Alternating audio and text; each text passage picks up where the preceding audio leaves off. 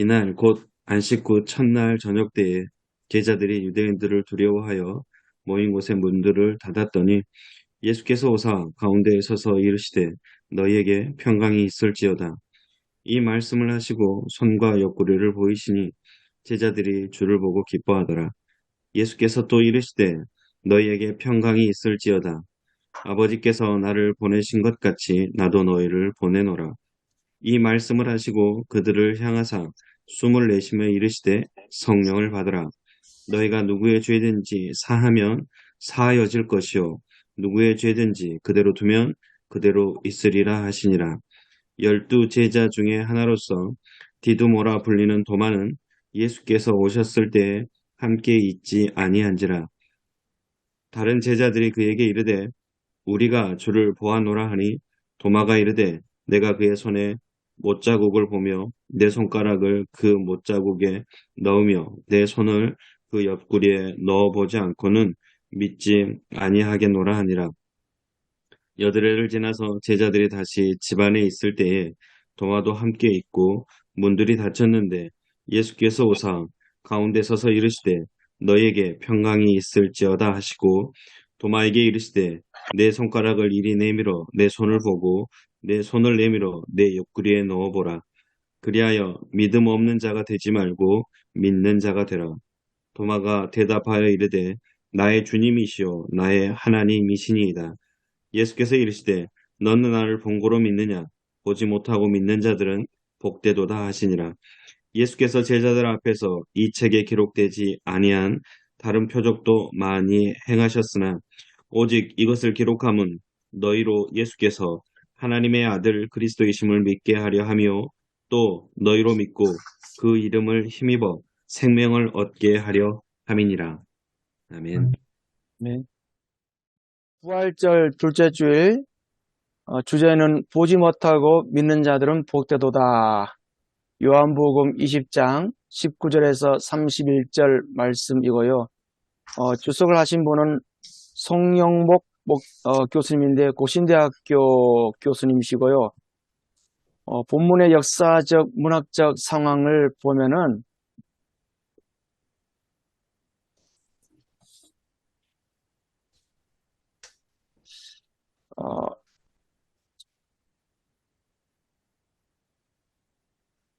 예. 예, 본문의 역사적 문학적 상황을 보면은 먼저 역사적 상황은 요한복음의 1차 독자를 트리키에 지금의 터키죠. 에베소 인근에서 사도 요한의 목양을 받던 그리스도인들로 추정이 되고요. 이때 소아시아의 유대인과 로마 지역으로부터 박해를 받고 있었다고 주석하고 있습니다. 그리고 예수가 하나님의 아들이자 그리스도이심을 재차 강조함으로 영생을 누리도록 하는 의도가 있다 이렇게 보고 있습니다. 문학적 상황은 본문은 예수께서 막달라 마리아에게 현현하심 후 뒤이어서 11제자에게 현현하시는 내러티브 형식을 취하고 있고요.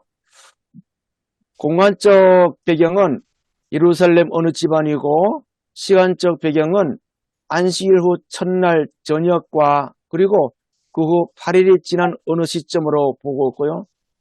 사람 낚는 업으로서 제자들의 소명과 사명을 회복을 포커스 맞추고 있습니다. 그리고 본문의 주석과 해석을 보게 되면은 본문 주석은 먼저 주님이 부활하신 직후에 제자들 11명에게 나타나셔서 성령의 능력을 주시고 복음 전파의 현장으로 파송하신 내러티브를 보게 되면은 요한복음이 밝히는 교회는 성령을 보내셔서 하나님의 가족을 교회로 정의하고 있고요. 고별 설교도 언급하는데 이 고별 설교에 따르면은 성령을 보내셔서 고아처럼 내버려지지 않게 한다. 그리고 세상이 줄 수 없는 평안을 제공하시고요. 고별 설교 약속을 따라서 부활하신 날 저녁에 예루살렘의 한 집에 숨어 두려움에 떨던 제자들에게 나타나서 평안을 빕니다. 두려움에 떨던 제자들에게 주님은 두 손과 창 자국이 있는 옆구리를 보여주자 제자들은 기뻐할 수 있었습니다. 이러한 기쁨도 얼마 못 가서 그들은 고기를 잡으러 갈릴리 호수로 떠나갔습니다. 주님은 이 상황을 통해서 선교 소명과 사명을 망각한 제자들을 성령 충만한 일꾼으로 재정비하셔서 천국 확장 사역을 위해 세상 속으로 보내야 했음을 주석하고 있습니다.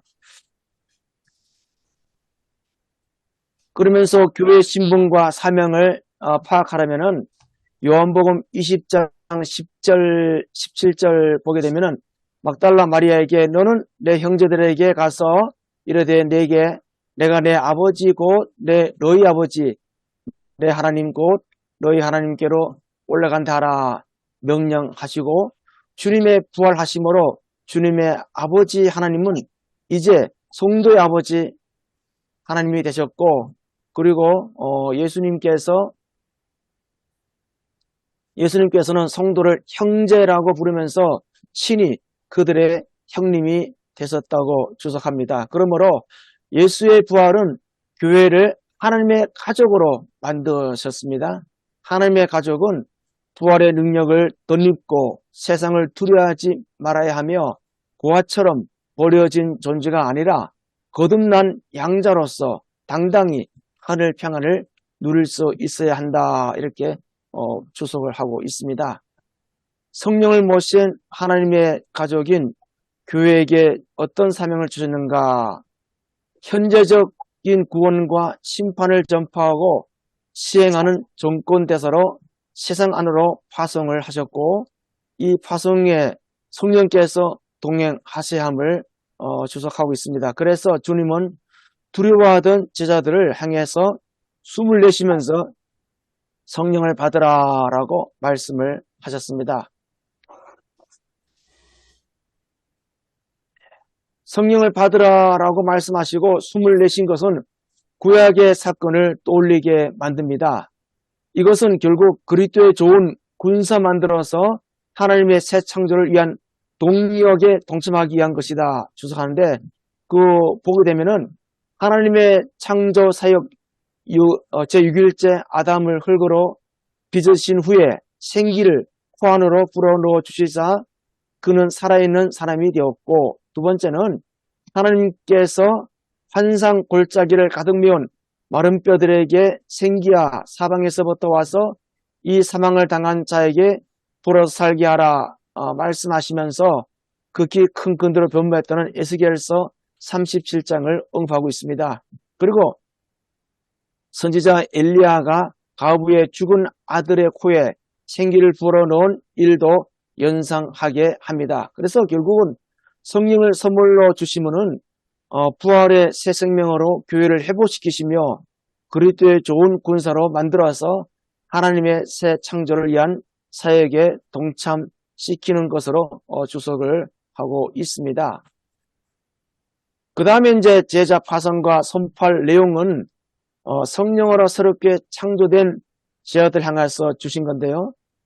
아버지께서 나를 보내신 같이 나도 너희를 보내노라 주님이 말씀하십니다. 그래서 이것은 바로 요한복음의 지상명령으로 이렇게 정의하고 있습니다. 성령으로 재창조함을 받은 신약의 모든 시대 또는 모든 장소의 교회가 선포할 내용은 예수의 죽음의 부활 그리고 거기에 바로 영생의 복이 임한다라고 주석하고 있습니다. 그 다음에 이제 사제와 구원의 은총 예수님께서는 요한복음 20장 23절에서 너희가 누구의 죄든지 사하면 사하여질 것이요 누구의 죄든지 그대로 두면 그대로 있으리라. 결국 교회가 예수의 죽음과 부활을 증언하는 곳에 죄인들이 믿음으로 반응한다면 하나님께서 사죄와 구원의 은총을 베푸시고 그렇지 않으면 하나님의 정죄와 심판이 그들에게 임할 것이다.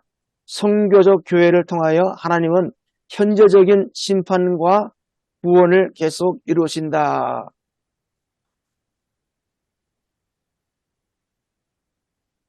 그 다음에 이제 도마에게 나타나심인데, 부활의 주님이 처음으로 제자들에게 나타났었을 때 도마는 없었고요. 제자들의 말을 듣고도 도마는 손가락을 못자국에 손을 옆구리에 넣어보지 않고는 믿지 않겠다고 말합니다. 8일 후 제자들이 모인 곳에 주님은 재차 방문하셔서 평강을 비십니다. 의심하는 도마에게 자신의 몸에 손을 넣어보고 믿으라 말씀하십니다. 도마는 나의 주님이시요 나의 하나님이시니이다 라고 고백합니다. 결국 도마의 이 고백은 요한복음의 결론 단락에서 보여주는 역할을 합니다. 그러면서 주님은 보지 못하고 믿는 자들이 복되다라고 말씀하십니다. 요한복음의 기록 목적, 예수님께서 다른 많은 표적도 행하셨지만서도 요한은 선별해서 기록했다고 주석합니다. 요한복음의 기록 목적은 하나님의 아들이신 예수 그리스도를 믿게 하려 함이라 31절 말씀을 이제 언급하고요. 여기 보니까 믿게 하려 함이라라는 동사가 현재 능동태 가정법 2인칭 복수형인지, 그 다음에 두 번째 아우리스트 능동태 가정법 2인칭 복수형인지 퓨슈투 세태에 언급하는데 판단하기가 쉽지 않고, 전제라면은 이미 믿은 자를 계속해서 양육하는 것이 요한복음의 기록 목적이며, 후자라면은 불신자를 전도하는 것이 기록 목적이다 이렇게 언급했는데, 바로 뒤에 생명을 얻도록 믿는다 피스톤 테스는 현재 능동태 가정법인데, 이것을 볼 때는 따라서 이미 믿은 성도를 계속해서 신앙으로 성장하도록 하려는 의도가 더 설득력이 있다 이렇게 주석을 하고 있습니다.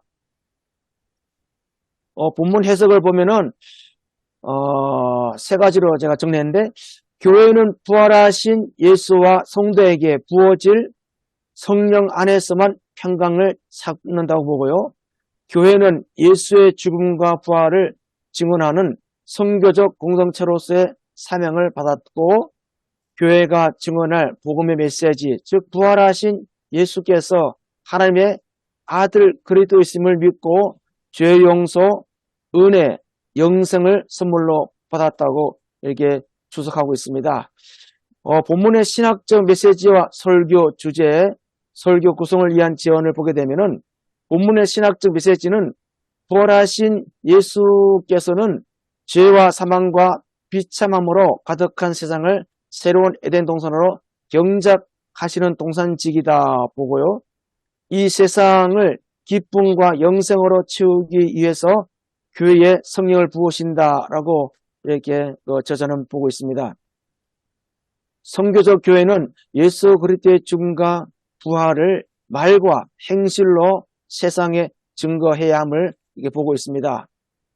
설교 요지와 대지는, 요지는 우리는 부활 생명과 성령으로 충만하여 충성해야 한다 보고 있습니다. 첫 번째 요지는 왜 우리는 부활 생명과 성령으로 충만하여 충성해야 하는가, 그러면서 부활하신 예수께서 하신 일을 대신하도록 부름받은 제자이다 이렇게 보고요.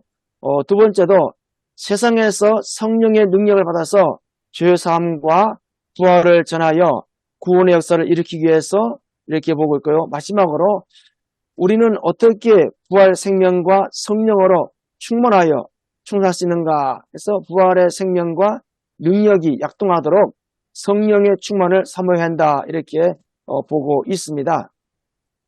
그리고 설교는 이재원 목사님 온누리 교회 심화하신 분인데요. 이분은 이제 예수님의 부활은 이 세상에 많은 사람들이 의심하는 진비다 이렇게 서론 부분을 언급하면서 의심의 존재 자체는 하나님께서 우리를 고귀하게 대해주신다는 말없는 증거이다. 그리고 우리가 경험하지 못하는 신비 앞에서 의심이 생겨나는 것은 자연스러운 일이다. 예수님의 부활 기사에 대한 기록에서 공통적으로 나타나는 것은 제자들이 예수님의 부활을 한결같이 믿기 어려워했다는 것이다. 이렇게 언급을 하고 있습니다. 그러면서 제자들의 의심은 부활하신 예수님을 만나고 나서 확신으로 바뀌었다고 보고요. 의심이 깊었던 만큼 확신도 깊었다. 부활하신 예수님이 집중적으로 제자들에게 나타나신 이유는 그들의 의심을 제거해 주시고 확신을 주기 위해서였다. 이렇게 설교하고 있습니다. 제자들은 부활의 증거 앞에서 확신했고 이것을 증거했고요. 그리고 우리에게 그 부활을 믿고 확신하도록 증거하고 있습니다. 예수님은 제자들에게 나타나신 지 8일 후에 나타나셨습니다. 그날은 안식 후 첫날 그들이 주의 날로 함께 모이는 날이었습니다. 제자들에게 다시 나타나신 예수님에게서 세 가지 사실이 발견됨을 설교로 언급하고 있습니다. 첫째는 부활하신 예수님은 닫혀있는 문을 열지 않고도 들어오시는 초자연적인 몸 상태를 보여주십니다. 물질의 제한을 받지 않은 몸이죠. 그러나 부활하신 몸이라도 동시에 여러 곳에 나타날 수 있는 몸은 아닙니다. 두 번째는 도마에게 십자가 처형에서 받은 상처를 보여주시고 만져보라고 하셨습니다. 부활하신 몸은 출입문을 열지도 않고 들어가실 만큼 영화롭게 된 몸이고 또 엠마오로 가던 두 제자가 처음에는 알아보지 못하다가 한참 후에나 알아볼 정도로 얼굴에도 변화가 생겼는데 십자가의 상처는 그대로 있었다고 설교하고 있습니다. 세 번째는 도마가 다른 제자들에게 말할 때에 그 자리에 계시지 않았던 예수님은 도마 앞에 나타나셔서 도마가 말한 대로 몸의 상처를 만져보라고 하셨습니다. 부활하신 예수님은 도마가 의심하는 말을 다 듣고 계셨다는 것이죠. 예수님은 도마에게 믿음 없는 자가 되지 말고 믿는 자가 되라라고 말씀하셨습니다. 믿음에 이성을 두지 말고 믿음 아래에 이성을 두라는 것입니다. 믿음 위에서 자신의 경험을 두지 말고 믿음 아래에 자신의 경험을 두라는 것으로 설교를 이렇게 마무리합니다. 그러면서 우리도 부활하신 주님을 눈으로 보고 믿는 것이 아니라 믿음으로 보고 그분과 인격적인 교제를 누리고 도마는 예수님을 만져보고야 믿었지만은 우리는 신약의 증거를 믿고 받아들임으로써 예수께서 복되다 말씀하신 성도들이 되어야 된다. 이렇게 설교를 마무리하고 있습니다. 제가 읽으면서 조금 함께 생각해보고자 하는 질문을 이렇게 했는데요. 먼저는 예수님은 제자들을 파송명령 나도 너희를 보내라 하시면서 23절 너희가 누구의 죄든지 사하면 사하여질 것이요 누구의 죄든지 그대로 두면 그대로 있으리라. 이 말씀을 왜 하셨을까? 그거 좀 궁금하고요. 두 번째는 왜 예수님은 부활하신 후 바로 승선하지 않고 40일 동안 제자들과 함께 계셨는가? 그런 생각 들고요. 세 번째는 28절 나의 주님이시여 나의 하나님이시니이다 라고 도마가 고백한 부분이 요한복음의 결론 단락으로 보여주는 의도는 무엇인가? 이렇게 좀 그다음에 마지막으로 성령님을 모신 하나님의 가족인 오늘날 교회는 사명을 잘 감당하고 있다고 보는가? 사명을 잘 감당하지 못한다면 어떤 부분이 있는가? 이렇게 네 가지로 질문을 만들어 보았습니다. 이상입니다.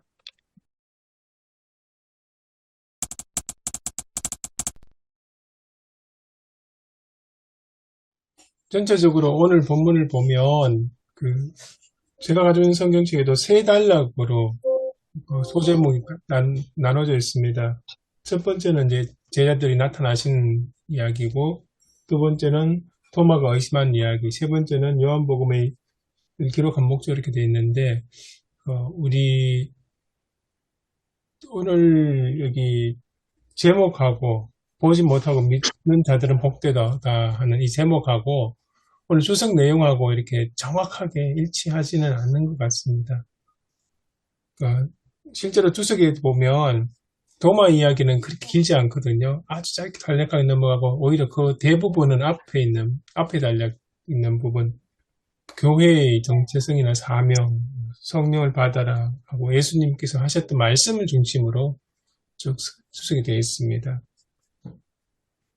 그래서 조금 저희들이 생각해 보아야 될 게 먼저 앞단락에서 주석하셨던 부분에 대해서 함께 좀 이야기를 나눠봤으면 좋겠습니다.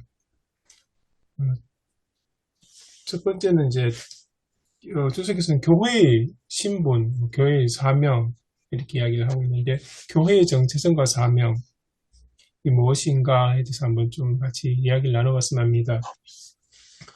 특히 이제 예수님께서 제자들에게 나타나셔서 하셨던 말씀이 첫 번째는 평강이 있을지어다 라고 이야기하셨고요.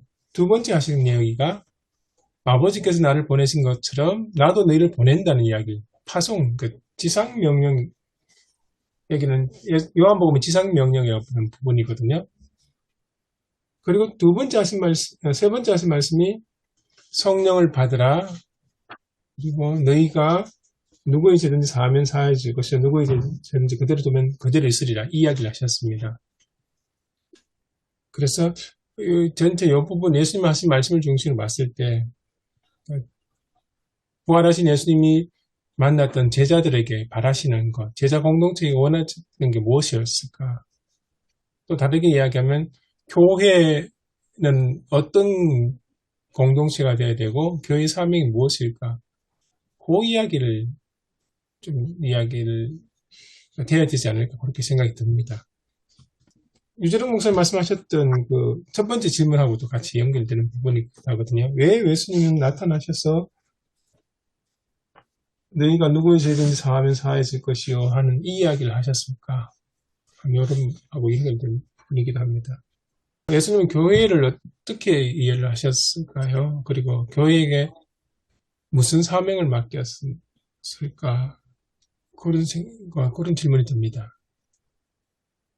일단은 맨 먼저 하신 말씀이 평강이 있을지어다인데, 요 말씀은, 이제 그 19절에 잘 나와 있지만, 제자들이 두려워서, 모인 곳에 문들을 다 닫았다 그러잖아요. 네. 문이 하나만 있는 게 아니고, 여러 개의 문이 있는 것 같은데, 문을 다 닫았다는 것은 제자들이 정말로 두려워했다. 근데 이 제자들이 두려워하는 게 지금 예수님이, 그러니까 그 앞에서 막달라 마리아가 얘기했잖아요. 예수님 봤다고 얘기했는데, 예수님이 다시 살아났는데도 제자들은 두려워하고 있다는 거죠.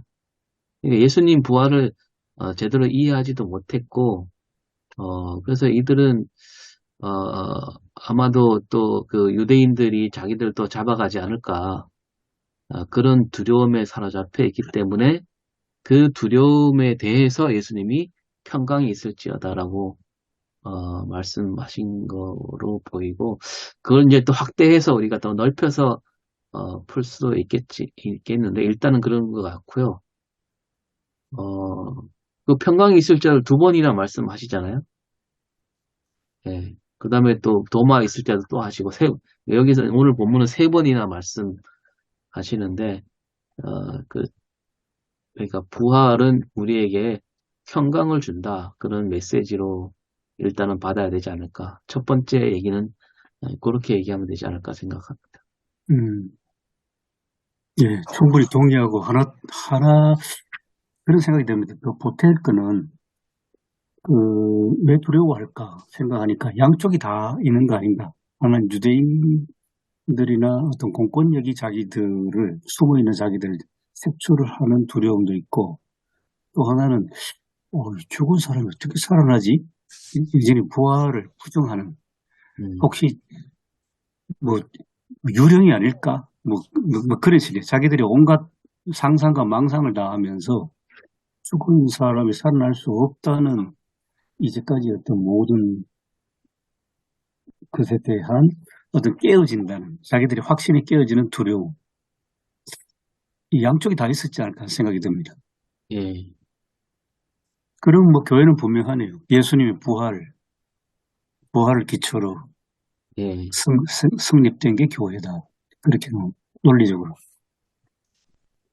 그리고 또 하나 두려움은 그게 있지 않을까요? 그 제자들이 사실은 예수님 십자가에 달리실 때 다 도망갔잖아요. 예. 다 달아났는데 예수님이 다시 나타나시니까 이 추궁당하지 않을까 이런 두려움. 예. 그것도 그런 것 같아요. 네. 음, 예수님하고의 그동안의 그 모든 것이 이제는 다 끝났다고 생각하고, 이제는 네. 뭐 마음에 싹 정리를 해야 되는데, 다시 나타나니까 네. 찔리고 막 두렵고 갈팡질팡하는 거. 그리고 이제 나를 보내신 것 같이 나도 너희를 보내노라 이 말씀은 이제 예수님이 하실 일은 다 하셨고 이제 나를 이어서 너희들이 예, 남은 거는 너희들이 이제 해야 된다.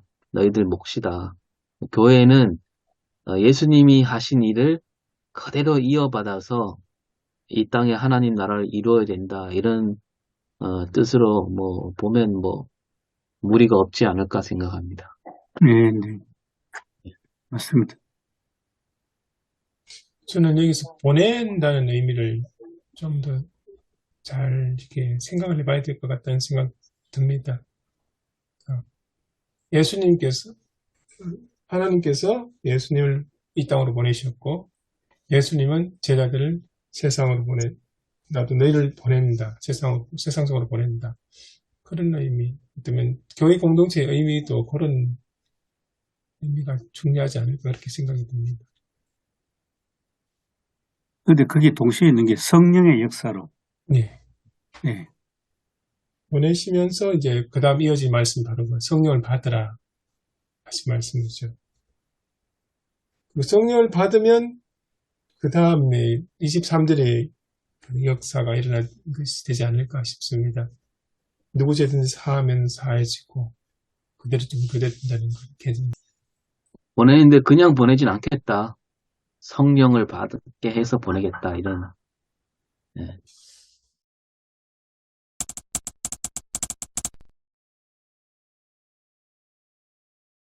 저는 그 성령을 받으라고 하는 예수님의 말씀이 선언적인 어떤 의미가 있나? 실제로 성령은 그 사도행전 2장에서 그들에게 오셨잖아요. 그리고 예수님도 약속한 성령을 기다리라고 말씀하셨는데, 그때 숨을 내쉬면서 그 순간에 성령을 받았는가? 아니면은 성령을 받으라고 선언하셨고, 예루살렘을 떠나지 말고 약속한 성령을 기다리라 말씀하신 그 말씀 1장, 사도행전 1장이라든지 또 복음서의 마지막 부분에 있는 말씀이 그때 오순절 그 성령의 강림 사건으로서 성취되었는지 그 자리에서 그것들이 일어나게 됐는지 라고 하는 것에 어떤 좀 차이가 있는 것 같습니다. 그 자리에서 받은 거 아닌 것 같아요. 음. 왜냐면, 그 뒤에 이제 21장에 보면 제자들이 다 뿔뿔이 자기 고향으로 가잖아요. 고기 잡으러. 성령을 그 자리에서 받았다면 가지 않았겠죠. 제가 어제도 약간 그런 말씀 설교 때 얘기했는데, 제자들의 자리에서는, 제자들 그 상황에서는 사실 이제 오늘 우리하고 많이 다른데, 제자들은 예수님을 만나는 사건, 그 다음에 예수님과 함께 했던 일들, 또 부활하신 예수님을 만나는 일들, 그다음 성령을 받는 일들이 이렇게 하나하나 단계별로 돼 있잖아요. 우리 성경을 보면. 단계로 돼 있는데, 그거는 제자들이 그 당시이기 때문에 어쩔 수 없이 그렇게 된 거고, 이제 오늘 우리가 예수를 믿을 때는 이 모든 게 하나로 합쳐져서 우리에게 다가오는 거죠. 네. 그렇게 이제 받아들이면 될 것 같은데요. 네. 그리고 뭐 이건 사족인데 오늘 이제 그 예배와 강단 보면 예수님이 나타나시는 거에 대해서 이게 현현하시다는 말을 몇 번 하는 것 같아요. 현현하시다. 이런 표현을 좀 안 했으면 좋겠어요. 왜 굳이 이렇게 이런 말을 써야 될까요? 현현하시다. 현현하다 그러면 좀 더 거룩해 보이나? 네. 이 말이 뭐 발음하기도 뭐 좋지 않고 성경에도 그렇게 해석한 것도 없고 근데 현현하다 이게 도대체 저는 어떤 발상에서 이런 말을 쓰는지 저는 참 이해가 안 갑니다. 약간 어떤 그게 좀 우리가 어떤 거는 우리말로 다 표현할 수 없는 어떤 그런 것들이 조금 또 한자도 있다 보거든요. 그래서 현년이라고 하는 것은 그냥 그럼 우리 오셨다. 예수님께서 그들이 오셨다는 의미도 있고 왜 썼을까 뭐 모르겠습니다. 썼던 의미는 뭐 왜 그런 그 단어를 그냥 습관적으로 쓰셨는지 그건 모르겠는데 이제 현년이라고 하는 것은 그들 부활하신 예수님께서 나타나 보이셨다. 나타나셨다. 그래서 현년은 그 뜻이잖아요. 예. 나타나 보이셨다. 그러니까 뭐 나타나 보이셨다 이렇게 하면 쓰면 뭐 좋겠는데 어떻게 이제 그 의미를 좀 견해라 쓰셨는지 그건 모르겠습니다. 그냥 오셨다. 강성희 목사님 답을. 제가 아는 바로는 음, 예수님은 하나님의 사자들은 신이잖아요. 사람이 아니잖아요. 네. 그런데 사람과 같은 모양을 하고 사람들에게 나타나셨다 하는 그런 개념으로 현현했다. 그렇게 쓴다 그러더라고요. 제가 생각할 때 그럴 것 같아요. 예. 신이신 하나님 또는 예수님이 사람들에게 나타날 때는 사람 모양을 하고 나타나는 것이 가장 호감도 있고 접근성도 좋고 동질성을 누릴 수 있고 그런 뜻에서 신이 사람 모양으로 나타났다. 그래서 현현 그렇게 사용했다고 저는 알고 모양으로. 있습니다. 예. 그렇게 풀어서 말씀하면 되지. 왜 그렇게 그냥 학문적 허세가 아닌가 이런 생각이 들어요. 예. 그래 이해하면 이해될 것 같습니다. 저는 전체적으로 그 하나님께서 이제 예언자들을 이제 보내실 때에 그들에게 하나님 영을 부어주셨지 않습니까? 삼손에도 마찬가지고. 그게 모델이 같다. 하나님이 사람을 보낼 때 모델과 예수 그리스도를 보내셨는데 예수 그리스도를 보내셨고 예수 그리스도께서 세례받으시고 성령이 이끌어주셨잖아요. 그러니까 하나님도 성령이 이제 그 성령으로 충만하셨고 예수님도.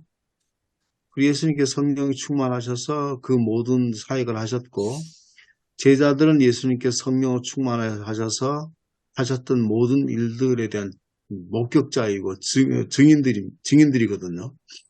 그러니까 그 생생하게 본 사람들 증인이기 때문에 그 모든 것들, 그래서 그 예수님의 사역이라든지 모든 것들을 이제 하셨던 사역들을 봤기 때문에 예수님의 사역의 모델을 제자들에게도 다시 설명하셨다. 너희들도 예수님처럼 하나님 성령께서 너희를 이끌어 가셨다. 그러니까 예수님의 그 사역은 임의대로 하신 것이 아니고 그 지도는 성경이고 그 지도를 갈 수 있는 어떤 강력한 어떤 파워 우리가 도로 가면 도로가 있지만 자동차도 있고 다 있지만 거기에 에너지가 있지 않으면 뭐 움직일 수 없잖아요. 갈 수가 없처럼 하나님의 성령이 결국은 그 하나님께서 하신 어떤 그 길을 하나님 말씀 이루시는 길을 가게 하셨다는 걸 예수님이 너무 생생하게 체험하셨기 때문에 제자들에게도 똑같이 그렇게 말씀하지 않았을까. 그렇게 가고 제자도 실제로는 그렇게 살았었다면 오늘 우리에게도 뭐 나중에 말씀드리겠죠. 오늘 우리에게도 예수님이 하셨던 그 똑같은 것들이 우리에게도 모델링이 되어야 된다. 다시 제자들에게도 있고 우리에게도 모델링이 되어야 된다. 그렇게 한번 생각을 해봤습니다.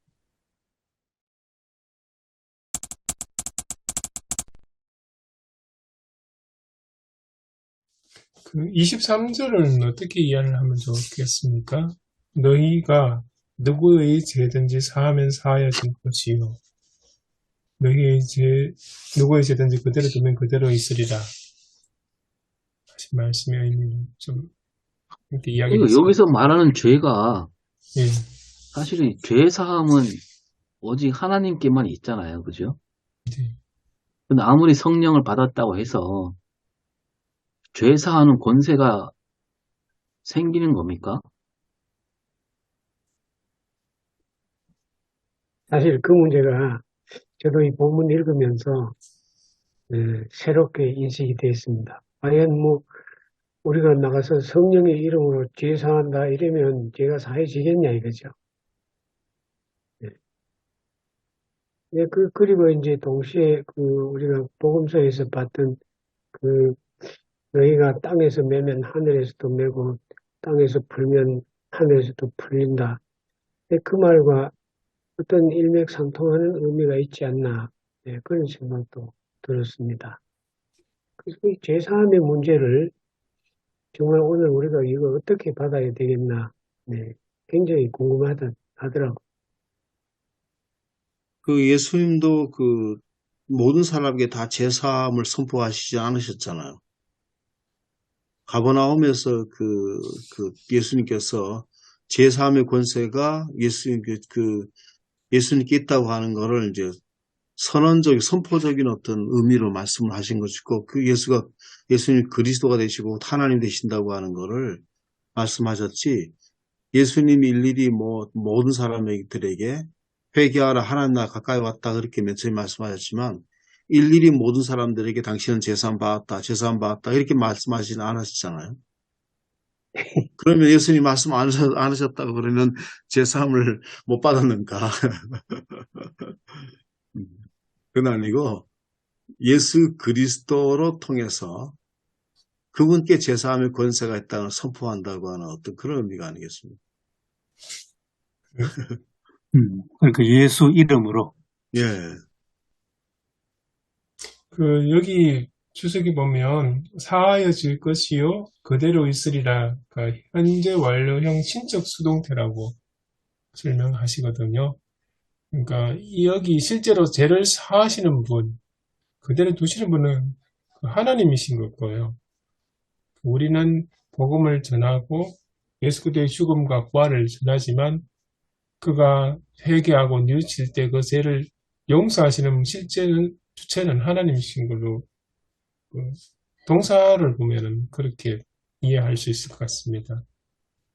그럼 제자들은 제사함 받았다 선포하고, 그리고 실제적으로 이면에서는 하나님께서 그 교회의 선포를 듣고 제사해 주신다는 거예요?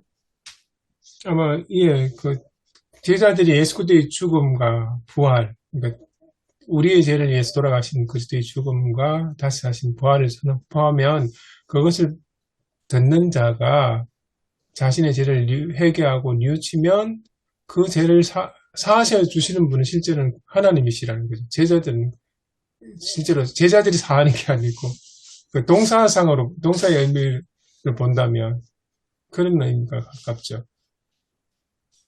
그래서 근데 이제 문장만 이렇게 보면 너희가 누구의 죄든지 사하면 이렇게 나오니까 또 이해가 좀 복잡해지는 것 같아요. 예, 문장을 보면 제사하는 주체가 제자들이에요. 그러니까 저희들 한글 문장은 이런데 주석에 보니까 원어상에서 원어의 문장의 의미는 사하여질 것이요 라고 했을 때 그 사하여질 것은 능동태가 아니고 수동태인데 현재 완료형 신적 수동태. 보통 수동태에서 쓸 때는 많이 주체를 명료하게 안 나타낼 때 많이 사용하잖아요. 그 행위가 이래서 많이 나타나는데 여기는 신적 수동태, 성경에 나오는 그 이야기를 하면서 그럼 정확하게 해석하면은 제사해 준다는 능동태가 아니고 죄사함을 받게 된다. 그런 어떤 의미라는 거죠. 원문에는. 예, 그렇게 되는 의미가 가깝죠. 그런 의미가 가까울 것 같습니다. 그렇죠. 우리도 마찬가지고, 우리 재산을 받았나? 그 구원파나 재산을 받았다. 라고 얘기할 수 있는 거지. 우리가 스스로 뭔가 그런 건 아니잖아요. 예수님이 이 땅에 계실 때 병든 자들 고칠 때 가끔 그런 말씀을 곁들이잖아요. 병만 고친 게 아니라 죄사함을 받았느니라 그러잖아요. 그때 죄사함은 무슨 뜻일까요? 그때 죄사함은 무슨 뜻이죠? 우리가 보통 알기로는 지금 자기 죄를 뉘우치고 와서 용서를 구할 때 그때 하나님이 죄를 용서해 주시는데 병든 자를 고칠 때는 그 병든 사람이 와갖고 내가 죄인입니다. 하나님께 죄를 지었습니다라고 뉘우치지도 않았고, 또 예수님에 대해서 예수님이 어떤 그런 죄사함의 권세가 있다라는 거, 그러니까 우리 그 죄사함은 이제 말하자면 원죄를 말하는 거잖아요. 그렇게 와서 엎드린 것도 아니잖아요. 근데 예수님은 거기서 병만 고친 게 아니라 죄사함을 받았느니라 그러거든요. 그때 죄는 뭘까요? 저는 이거하고 연관이 있다고 생각하는데, 그 병자들이 뭐, 다 그런 건 아니지만은 대부분의 병자들이 예수님을 만났을 때 예수님이라면 이 고쳐주실 수 있다는 믿음을 가진 사람들이라고 저는 보거든요. 물론 뭐 예수님께서 일방적으로 고쳐준 사람도 있습니다만은 또 일방적으로 고쳐줬다 하더라도 그 병 고침을 받은 후에는 그 사람들이 정말로 병 고침을 통해서 예수님이 메시아시구나, 하나님의 아들 예수시구나 하는 그런 믿음을 저는 가졌다고 봅니다. 가졌을 것이다. 그렇게 보면 병 고치는 것이 기회가 돼서 영혼의 죄까지도 사함받았다. 예수님께서는 그 속마음 보시고 그렇게 말씀하시지 않았나. 제 나름대로 해석은 그렇게 됩니다. 그렇게 보면 그 병자들은 상당한 신앙의 수준이 있는 거네요. 그렇죠. 예. 예수님, 제자들도 그 당시에는 예수님을 따라다닐 때는 예수님이 하나님이 보내신 하나님 나라를 일으켜 세우시는 메시아라고 생각하지 않고 그저 다윗 왕국을 일으키는 그런 왕으로 생각했잖아요. 근데 병든 사람이 어떻게 예수님이 하나님의 권세를 갖고 죄를 사하시는 분으로 여기고 그런 마음, 그런 믿음으로 나왔다. 이거는 저는 좀 이게 받아들이기 어렵지 않나. 그래서 제 생각은요, 이거 제 생각입니다. 그때 말하는 죄사함은 그 당시 분위기가 그거잖아요. 병든 사람은 죄를 지은 거라고. 누구의 죄 때문인지 모르지만 어쨌든 죄 때문에 저런 병이 들었다. 라고 하는 그 당시 사회가 뒤집어 씌운 그런 죄. 이거 얼토당토하는 죄죠.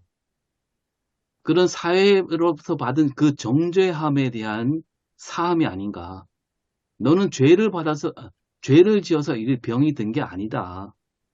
이런 사함이 아닌가라는 생각이 들고, 이 죄사함도 마찬가지죠. 제자들이 나가서 얘기해야 되는 것은 그 사회가 율법이라는 잣대를 갖고 함부로 정죄했던 그 모든 그 정죄하는 그 사회, 그게 죄가, 그런 죄는,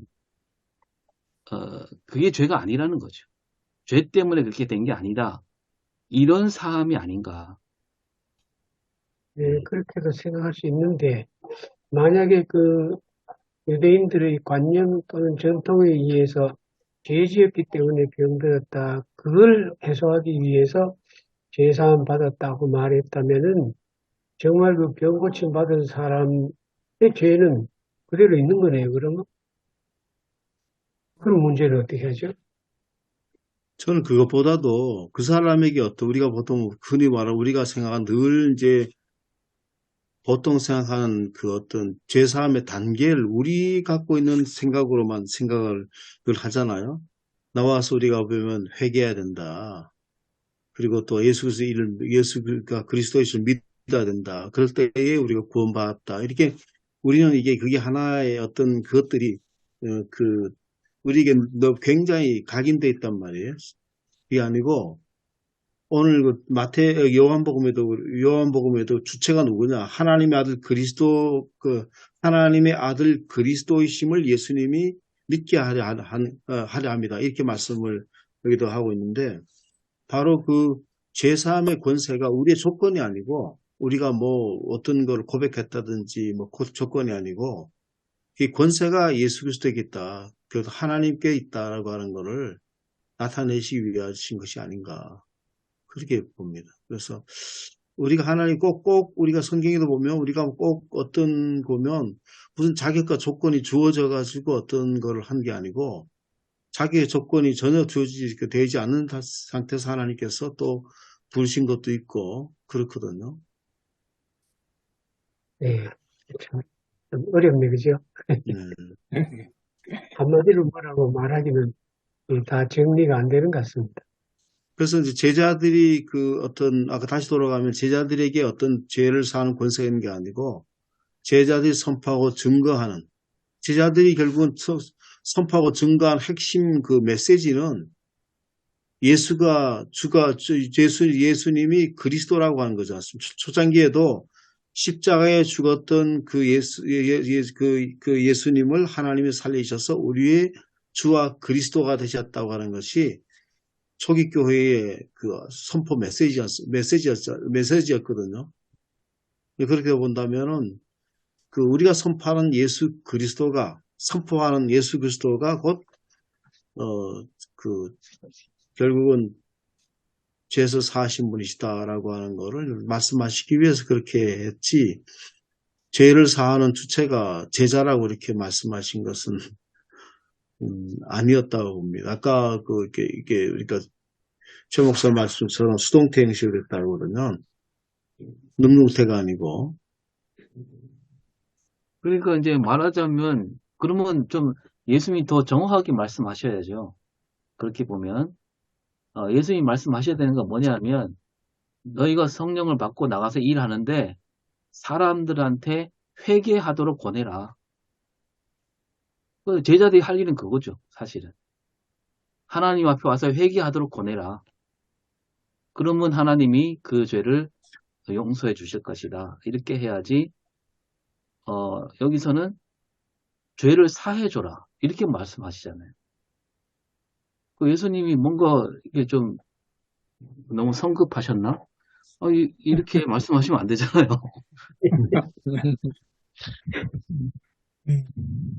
근데 이제 우리가 요한복음에도 오늘 말씀처럼 그 모든 걸 다 기록할 수 없다고 그러지 않습니까? 다 세세하게. 그래서 예수님도 마지막에 우리가 마지막에도 28장에도 예수 제자들에게 나가지고 회개하라 이렇게 얘기하진 않았지 않습니까? 그냥 제자로 삼아서 세를 베풀어라. 그 과정 속에서 그 회개의 과정들이 다 있는 거지. 그걸 세세하게 또 말씀을. 그럼 예수님께서 그 대사명을 주셨을 때 너희들이 가서 회개하도록 해라. 그리고 제자로 삼아라. 그리고 세례를 줘라. 이렇게 말씀하진 않았거든요.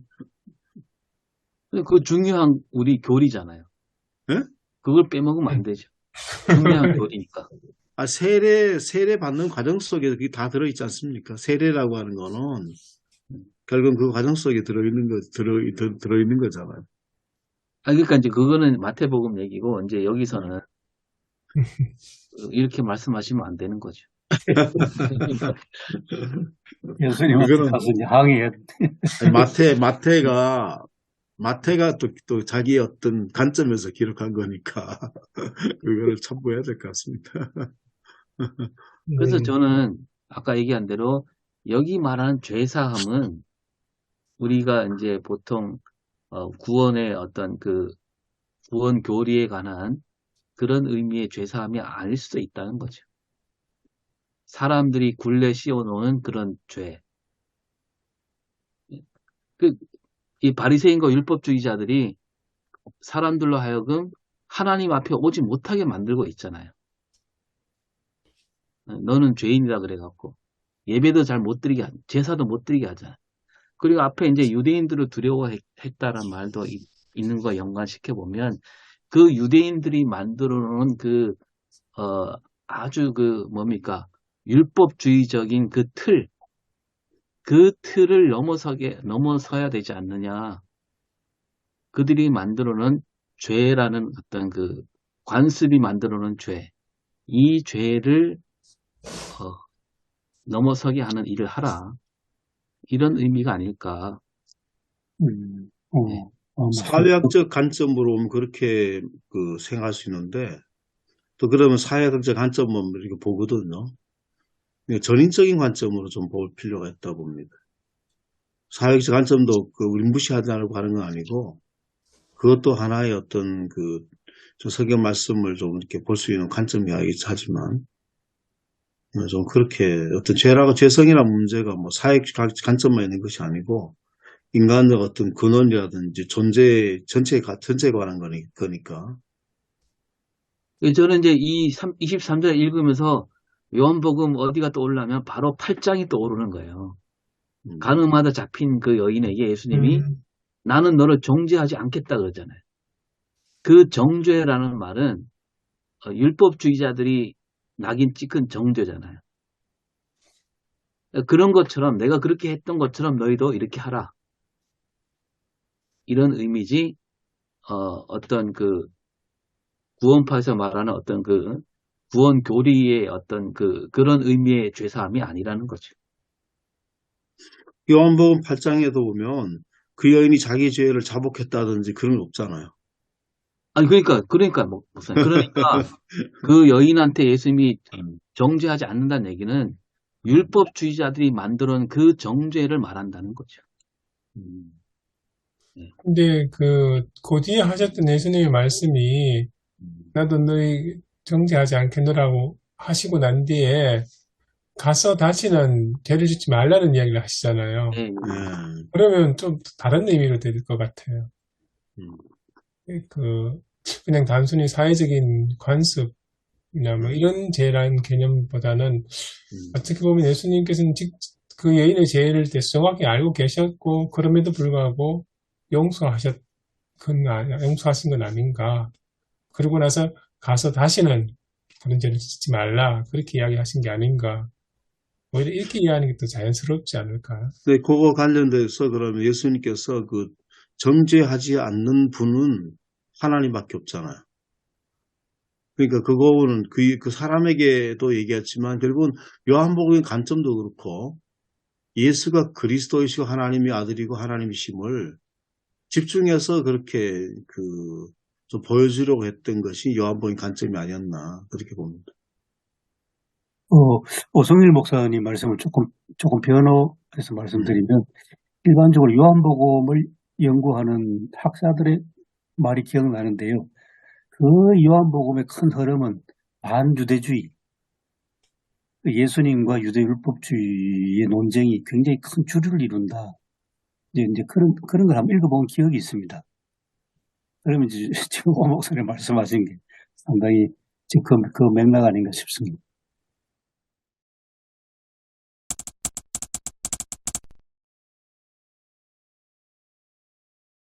예, 좀 주제를 좀 다르게 넘겨서 이렇게 본문을 많이 설교하시는 목사님들이 이제 도마 이야기를 많이 하시지 않습니까?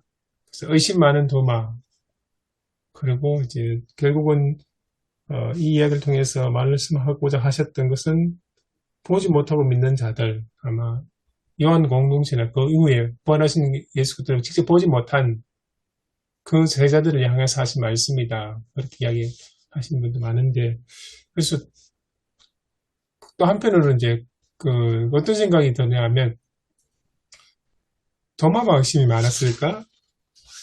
다른 제자들은 오늘 본문을 가만히 보면 다른 제자들 역시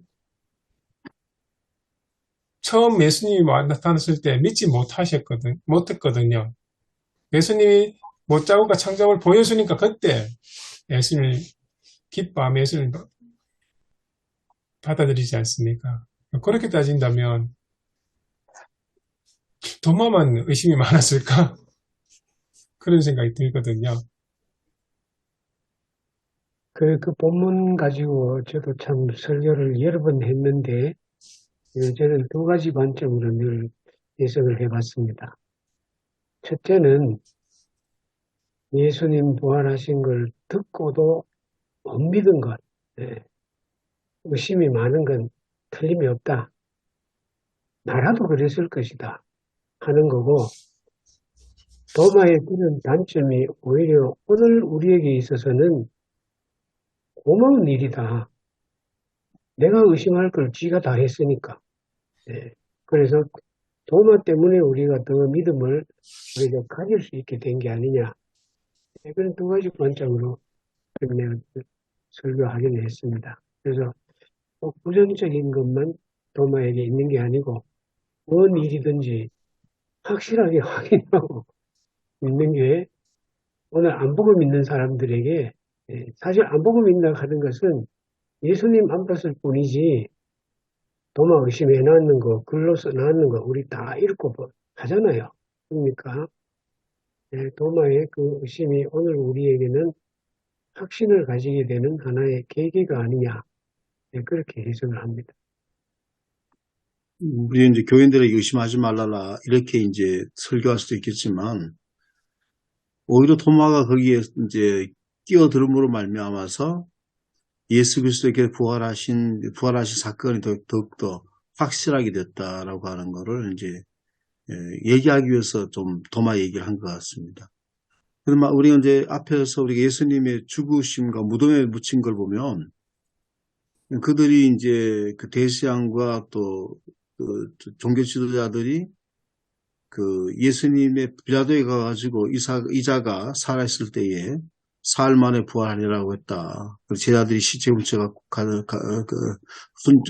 시체를 훔쳐가지고 가놓고는 예수님 부활했다고 하는 이런 어떤 소문을 퍼뜨리면 그 사태가 종잡을 수 없게 될 거다. 그렇게 해서 이제 밀봉하잖아요.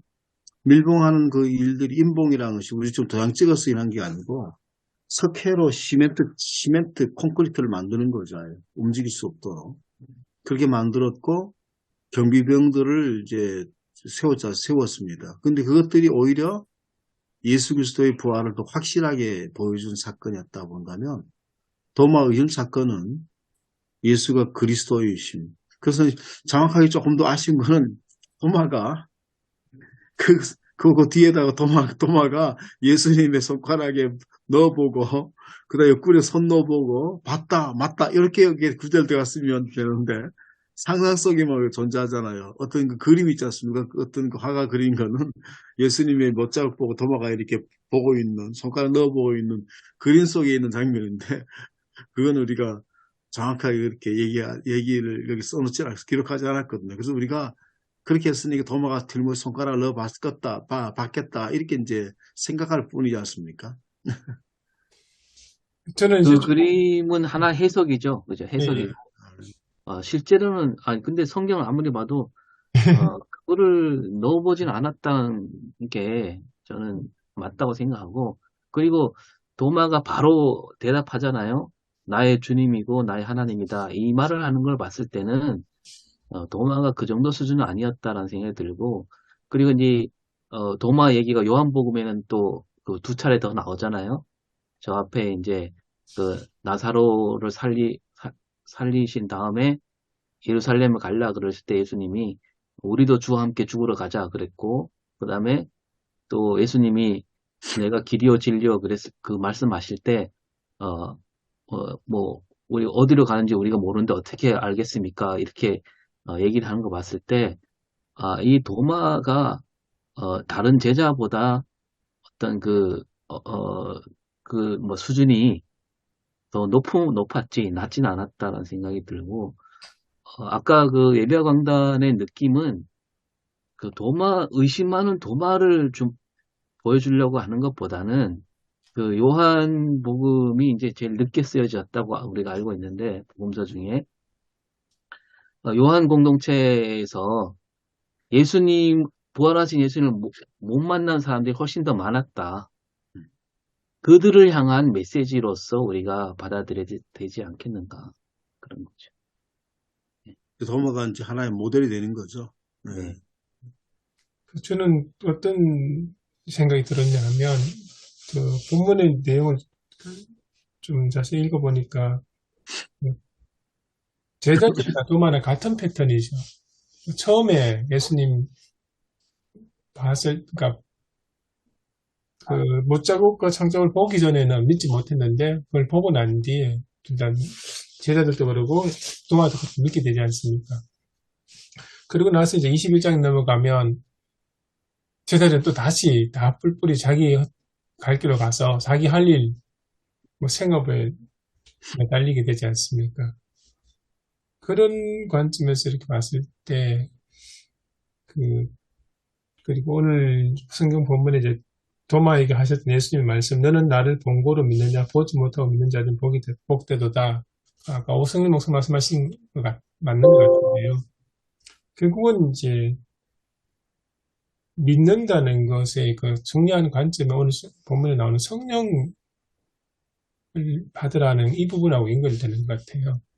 아무리 눈으로 보고 그래도 직접 경험해도 돌아서서 시간이 지나면 그게 희석이 되든지 아니면은 자기 현실에 매몰되든지 그렇게 되는데 정말 보지 못한 자다 할지라도 성령을 받았고 그것을 믿음으로 받아들인 사람들은 삶이 바뀌는 예수 그리스도의 제자가 되는 그런 모습이 더 그러니까 바르게 해석한 게 아닐까 그런 생각이 듭니다. 그 도마 고백을 한 번 더 얘기하자면 이런 고백은 복음서에 없어요.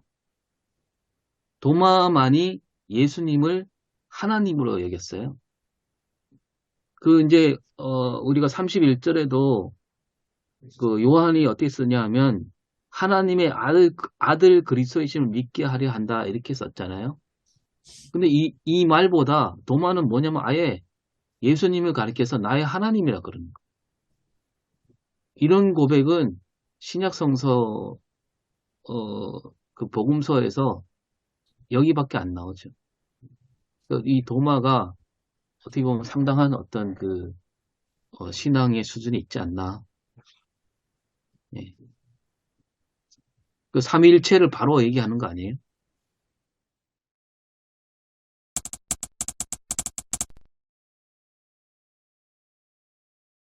예수님께서 그 제자들에게 나타나신 후에 8일 만에 다시 도마에게 보이잖아요. 그죠? 그렇다면은 전 도마에게 포커스 맞춘 것도 괜찮다고 보는데 저는 좀 주제를 나를 만져봐라. 물론 도마가 이렇게 실제 만졌다 안 만졌다는 좀 신학적 논쟁은 있지만서도 아까 우리 오성일 목사님 그 말에 참 동감이 가요. 그러니까 아마 도마의 신앙 이 고백이 나올 정도면은 도마는 만나지 않았을 것이다. 그 부분을 조심스럽게 언급하면서 나를 만져봐라. 예수님이 먼저 나를 만져봐라. 그러면은 이제 저들이 걱정과 고민, 두려움이 떨잖아요. 그래서 이제 예수님이 찾아오셨다. 그 부분을 조금 언급하고 그 다음에 이제 그 도마의 신앙에 대해서 뭐 약간 양적인 논란이 있지만서도 그 부분도 조심스럽게 언급을 하면서 그러면은 우리 역시 보지 못하고 믿는 신앙으로 가야 되잖아요. 그러면서 이제 그 성령의 그 부분을 바로 성령께서 이렇게 어떻게 우리에게 조력하시는가 이렇게 하면은 좀 설교 구상을 좀 이렇게 들으면서 조금 정리해 봤습니다. 그리고 사실은 보고 믿는 거는 신앙이 아니죠. 우리가 볼 때 여기 뭐 책이 있다. 나는 책이 있는 것을 믿는다. 이게 신앙인가? 이건 신앙이 아니잖아요. 보고 믿는 거를 신앙이라고 생각하면 안 된다는 거죠. 그러니까 이 요한은 보지 않고 믿는 게 신앙이다. 그걸 더 강조하고 있지 않나. 그래서 이제 보지 않고 믿는 믿음, 거기에 초점을 둬야 되지 않을까 생각합니다. 저는 그 마지막 31절에서 예수께서 하나님의 아들 그리스도이심 믿게 하려 한다. 여기에 좀 이제 주목을 하려고 좀 하거든요. 예수님께서 왜 나타나셨는가? 이 부활하신 예수, 원래 예수님께서 말씀을 늘 평소에도 생전에도 말씀하셨지만 예수님께서 이제 그 모든 기적을 베푼다든지 뭐 귀신 쫓아낸다든지 뭐 여러 가지 했던 거는 바로 하나님의 아들, 하나님이 보내신 분이시다라고 나타내신 것이고, 그 다음에 이제 그 제자들에게도 이제 결국은 예수님께서 이제 순환도 예고하셨지만 제자들 믿지 못했잖아요. 살아날 날이라고 믿지 못했다.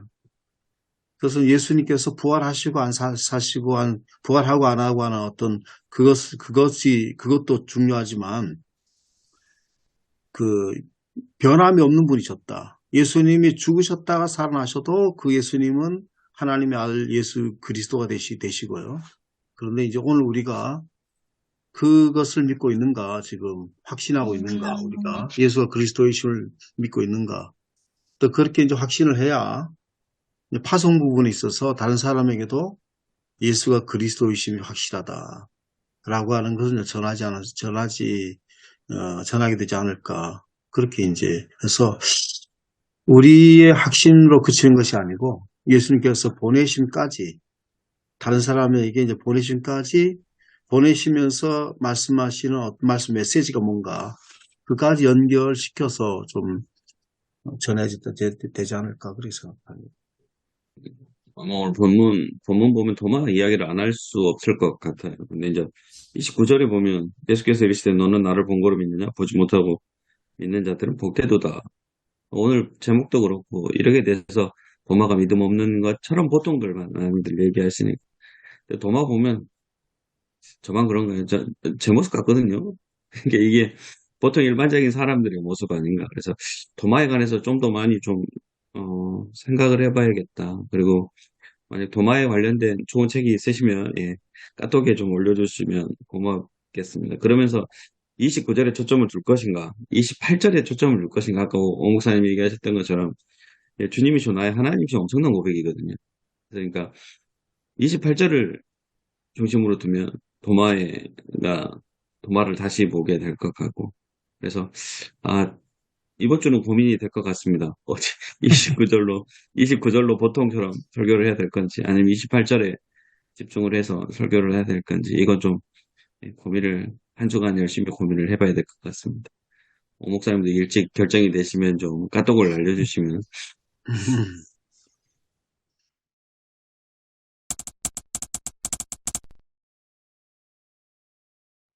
하나님 아버지 감사합니다. 저희들이 아침 일찍이 오늘 본문의 말씀을 가지고 서로 토의하며 어떻게 하면 우리 예수님께서 말씀하신 복음을 잘 전할 수 있을까 고민했던 그 모습들이 우리의 말씀의 현장에서 아름답게 적용되어지게 도와주옵소서. 모든 영광 하나님께 돌리며 감사하며 예수님 이름으로 기도드립니다. 아멘. 수고하셨습니다. 네, 수고하셨습니다. 수고 많으셨습니다. 수고하셨습니다. 감사합니다.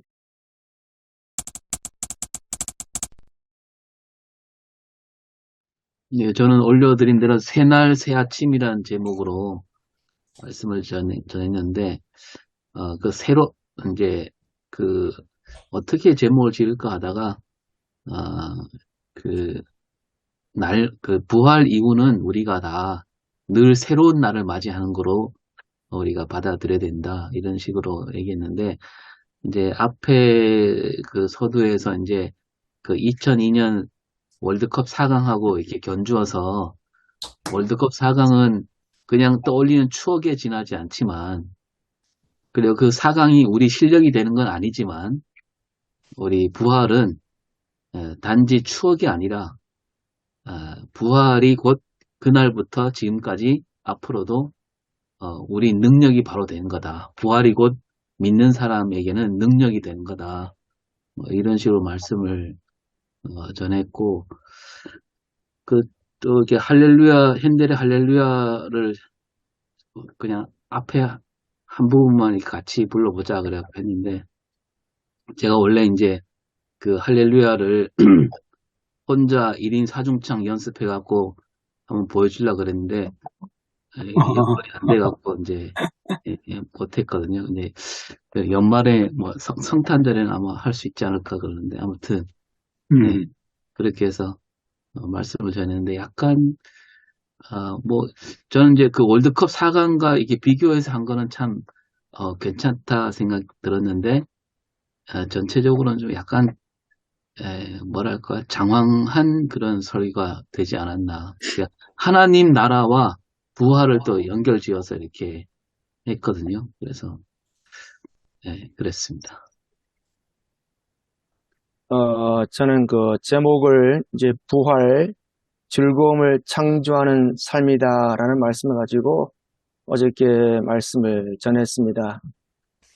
부활의 그 이제 진정한 의미는 올바른 인간상을 회복하는 것이다. 거기에 이제 초점 맞추고, 하나님께서 인간을 창조할 때는 인간은 용서할 줄 알았고, 희생할 줄 알았고, 아담과 하와가 또 범죄 이후로는 인간의 어떤 그런 올바른 인간상의 회복이 불가능해졌죠. 그래서 그 부분을 조금 이제 다루고, 예수 그리스도 안에서 부활의 생명을 얻고 또 부활의 삶으로 교만함, 이기심을 극복하는 삶으로 나아가자. 그러면서 그렇다면 우리가 부활의 즐거움, 그러니까 부활의 즐거움을 창조하지 못하는 것은 무엇인가?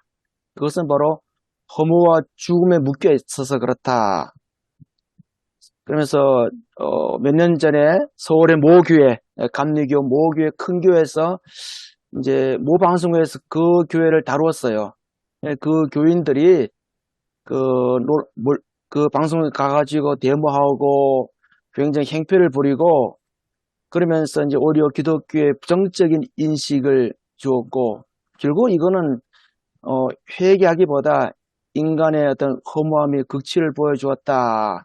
그렇게 부정적인 그런 부분을 다루면서 그렇다면 우리가 즐거움을 창조하는 부활신앙은 무엇인가? 한마디로 살만나는 세상을 만들어 가야 된다. 그렇게 말씀을 드리면서 우리가 예수님의 부활을 믿고 그 기쁨에 동참을 해야 된다. 세상에서 억울하고 속상한 일을 당할지라도 부활을 믿는 신앙은 좀 하나님의 심판을 믿기에 하나님께 맡기며 나가야 된다. 인간적으로 해결하지 말자. 그리고 부활의 소망을 갖고서 하나님을 진실되게 믿자.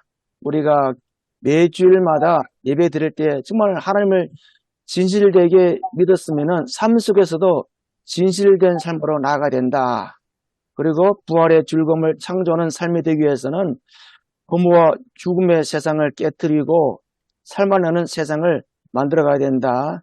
그러기 위해서는 철저하게 자신을 낮추고 겸손히 가정에서, 교회에서, 직장에서, 이웃에서 그런 세상을 만들어가야 된다. 그리고 이제 본문 17장 18절 말씀을 언급하면서 부활의 진정한 기쁨은 하나님의 약속을 믿고 기쁨을 만들어가야 된다. 이렇게 말씀을 마무리했습니다. 저는 그 새하늘 땅이 부활을 통해서 예수님 부활을 통해서 확증되었다. 그렇게 이제 연결을 조금 했었고, 그 다음에 이제 말씀 적용에서는 예수 그리스도 부활을 하게 하신 하나님께 좀 이렇게 관심을 좀 두어서 감사드리자. 예수를 다시 살리신 하나님께 우리가 감사드려야 된다는 것을 했고요. 그래서 그 다음에 부활 사건 오늘 우리의 사건이다. 그렇게 얘기를 했습니다. 그래서 부활 사건이 이제 좀 이전 것은 지나갔다. 그래서 매년 맞게 되는 부활이 그저 하나의 어떤 기념 행사가 아니고 이제 우리가 껍질과 허물과 또 옷을 버리는 어떤 사건을 만들자. 그래서 이전 것을 지나가게 하자. 그래서 이제 그걸 우리가 선포하는 게 중요하다. 살면서 이렇게 이전에 맺힌 것이라든지, 무은 감정이라든지, 교회에서도 그게 굉장히 많잖아요. 그래서 원수진 것도 실제로 있고, 서로 등진 것도 있고, 이런 것도 우리가 버리자. 그래서 이전은 나는 지나갔고, 오늘 우리가 새롭게 되었다라고 선포하자. 그리고 이제, 네, 그리고 이 부활이 예수 그리스도의 부활이지 오늘 나를 위한 부활절이다. 그래서 얘기를 했습니다. 그래서 부활절은 우리를 위한 부활절이다. 나의 부활절이다. 그렇게 이제 하면서 마무리를 했습니다. 저도 어제 전재명 목사님하고 비슷한 톤으로 아마 설교했던 것 같습니다. 먼저는 그 부활의 현장. 저는 사실 본문을 요한복음 11장, 12장으로 했는데 예수님이 나사로를 무덤에 가서 나사로를 다시 살리신 현장, 이제 그 말씀을 부각하면서 결국 부활의 현장은 무덤에서 부활이 되는 건데, 그런데 오늘날 2000년 기독교 역사 속을 살펴보면 부활은 하나의 명절로 교회 절기로 지키는데, 그러면 부활절은 그냥 교회 안에서 맴도는 부활절인가? 그 명절, 교회 성탄절, 부활절, 그냥 바로 행사로 그냥 지나가 버리는 그런 부활절이 되어버리는데, 그런데 요한복음 11장 다시 또 새겨보면 나사로야 나오너라, 무덤에서 나오는.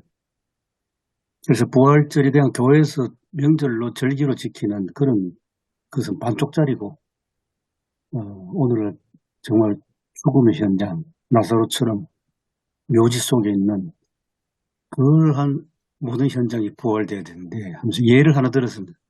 작년에 울진 산불 같은 거, 이 거대한 산불로 기후 위기로 산화가 지금 다 불에 타고 그런 어떤 죽음의 현장에서 부활이 돼야 된다는 거, 그거를 먼저 말씀드렸고, 그 다음에 본문에 이어서 요한복음 12장에 자연스럽게 마리아와 가룟유다를 이제 대조를 했습니다. 대조를 하면서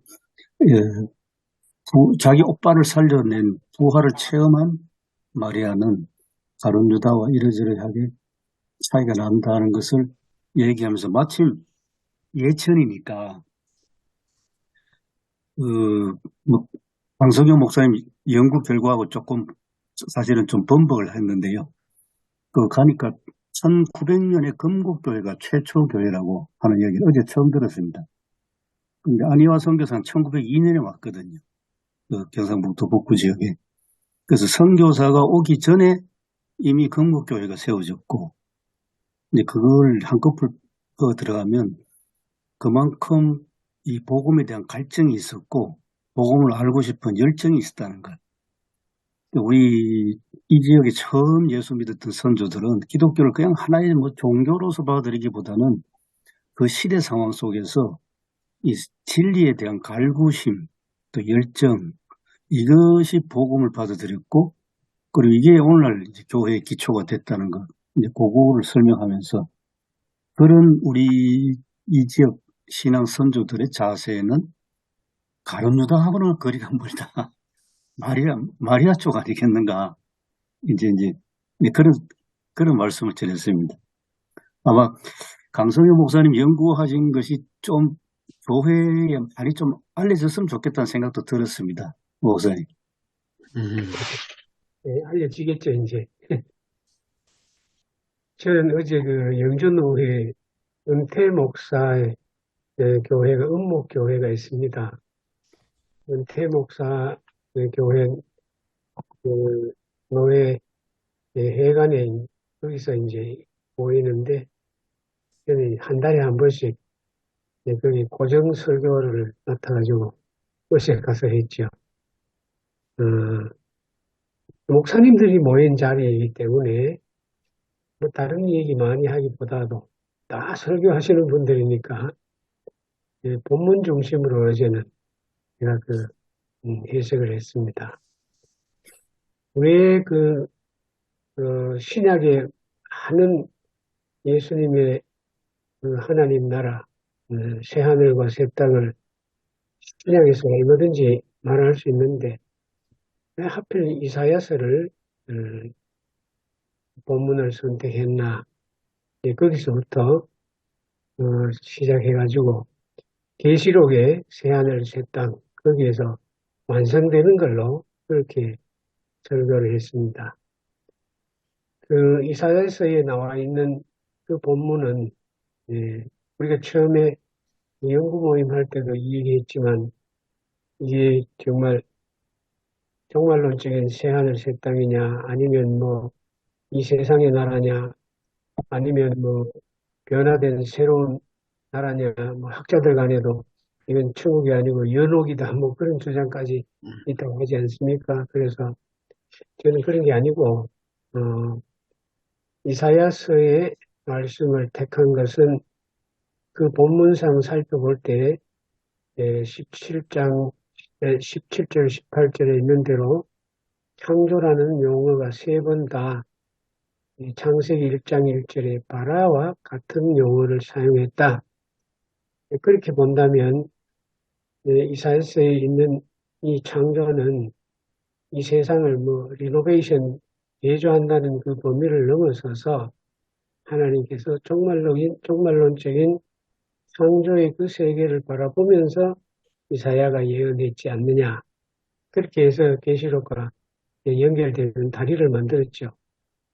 그리고 거기 내용을 쭉 살펴보면 사실은 현실에서 다 일어나는 일들이지만은 현실에서는 이루기가 불가능한 일들이거든요. 예. 사자가 쥐풀 먹고 이리가 양과 함께 같이 살고 이 자연 질서, 동물의 질서, 본능의 질서까지도 다 넘어서야 되는 이야기인데 이 내용들로 봐서도 결국은 완성된 하나님의 나라가 아니냐.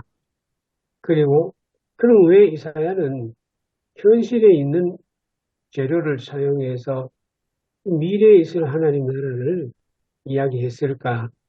거기에는 이사야 두 가지 목적이 있다 이거죠. 하나는 이스라엘의 회복, 바벨론에서 회복되는 것.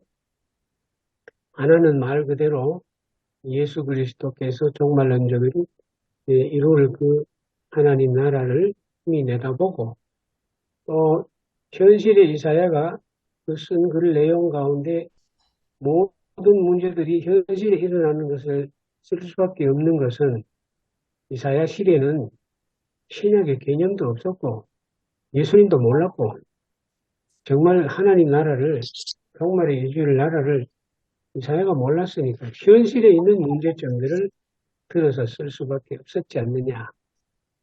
그러면 왜 이걸 부활절에 이 얘기하느냐. 결국은 하나님 나라는 있는데 거기 들어갈 사람이 누구여야 되느냐. 부활한 사람들이 들어갈 수밖에 없지 않느냐. 그래서 이 말씀이 부활절 말씀으로 주어진 것 같다. 그래서 오늘 우리는 종말에 들어가는 그 부활에서 들어가는 그 나라만 생각할 게 아니고 예수님 부활이 오늘 내게 주어진 부활이다. 그러니까 이미 부활에서 하나님 나라에 들어갈 사람으로 우리는 평소에 살아야 되지 않느냐.